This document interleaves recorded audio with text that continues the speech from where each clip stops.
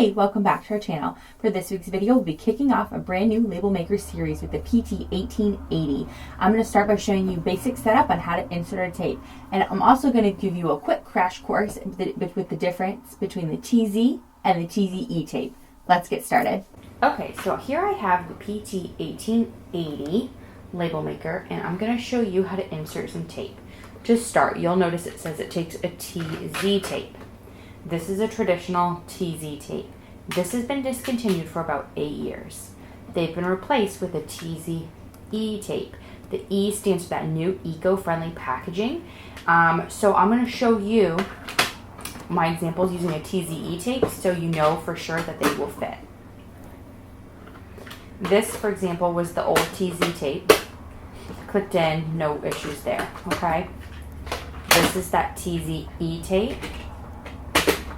That clicks in just fine, and that's what we're going to use going forward, just so you know for reordering that you are able to use that machine, and also it's going to be a fresher tape for my examples.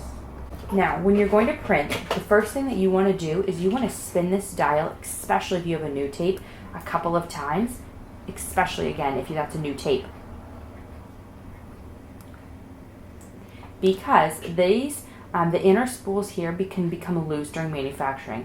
Now, more often than not, when someone says, hey, I have a defective tape, it's bunching, it's not defective, it's bunching because these weren't tight enough. And so these little layers here, you can kind of see that there's a couple.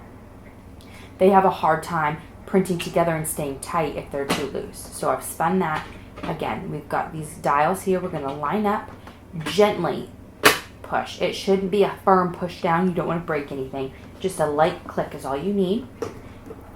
And you can hear that. That means you're ready to go. And then for power, I'm using the power adapter, and I'm using an AD24 power adapter.